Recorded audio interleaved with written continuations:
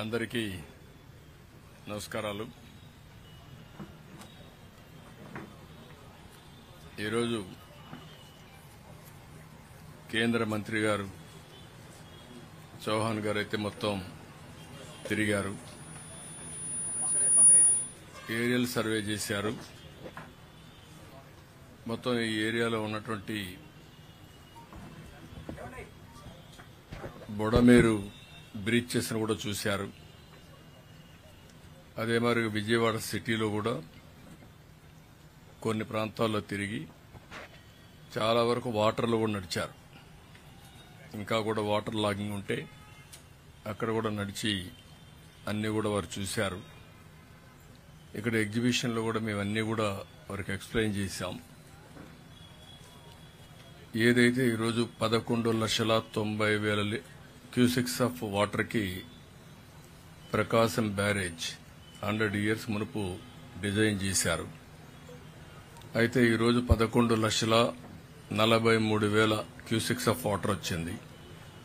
ఆ తర్వాతనే అనేక ప్రాజెక్టులు కట్టారు. పైన నాగార్ సాగర్ గాని, Pulichintala, Srisailam, జోరాల, Almatti, so many projects వచ్చాయి. ఈ రోజు ఉన్నటువంటి వాతావరణ మార్పుల్లో ఎక్కడైతే క్లౌడ్ బరస్టింగ్ కావడం, విపరీతమైన వర్షాలు పడడం, 2 రోజుల్లో 40 సెంటీమీటర్ల వర్షపాతం పడింది. ఇక్కడ 40 సెంటీమీటర్లు అంటే మనం ఊహించుకోవాల్సిన అవసరం ఉంది. అంత పెద్ద ఎత్తున పడింది. ఇదే కాకుండా పైన కృష్ణా నది పరివాహక ప్రాంతం అంతా కూడా పెద్ద ఎత్తున వర్షాలు పడ్డాయి. ఒక పక్కన ఇక్కడికి వస్తే ఇంకొక పక్కన ఏదైతే మన బుడమేడు పెద్ద ఎత్తున నీళ్లు రావడం జరిగింది. బుడమేడు కూడా మనం చూసినప్పుడు ఆల్ ఆఫ్ ఎ సడన్ 7,500 10,000కు డిజైన్ చేసినటువంటి డ్రైన్స్ అవి అక్కడ ఒక 35,000 క్యూసెక్స్ ఒకటేసారి రావడం, ఇవన్నీ కానొచ్చుంటే even Krishna Prakasam barrage overflow అయ్యేది. అలాంటి ప్రమాదం వచ్చేది. అయితే అక్కడ కూడా మనం చూసినప్పుడు ఒక పక్క చరిత్రలో ఎప్పుడూ పడని వర్షాలు పడడం, ఊహించని వర్షాలు రావడం, అదే సమయంలో మానవ తప్పిదం కూడా. 2019లో 5 వర్కులు బుడమేరు కోసం రిపేర్లు రెక్టిఫికేషన్ శాంక్షన్ చేస్తే క్యాన్సిల్ చేసి 3 బ్రీచెస్ పడితే అవి కూడా పూడ్చకుండా చేయడం. ఒక పక్క ఇది ఒక ఫ్లాష్ ఫ్లడ్స్ ఇక్కడ రావడం, ఒక పక్కన కృష్ణానదిలో పెద్ద వర్షాలు రావడం, దానివల్ల పెద్ద డివాస్టేషన్ జరిగింది. ఇప్పటికే ఒక టెక్నికల్ టీం కూడా వచ్చారు. వాళ్ళు కూడా అనలైజ్ చేస్తున్నారు.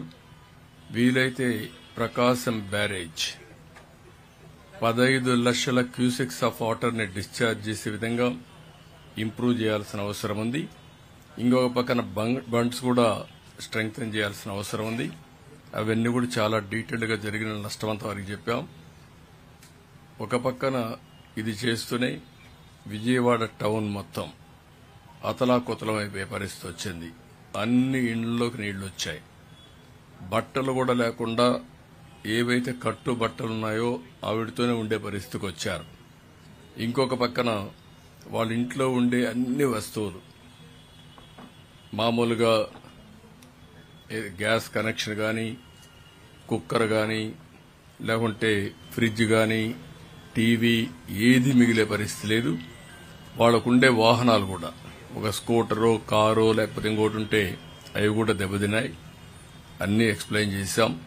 కేంద్రానికి రిపోర్టులు పంపిస్తున్నాం. ఈరోజు బ్రీచ్ ని క్లోజ్ చేయడానికి ఆర్మీ కూడా వస్తున్నారు. వాళ్ళు కూడా 8 గంటలకు వచ్చి మనం చేసే ఎఫర్ట్స్ కి వారి యొక్క బెస్ట్ ప్రాక్టీసెస్ గాని బెటర్ ఎక్విప్మెంట్ తో వస్తున్నారు.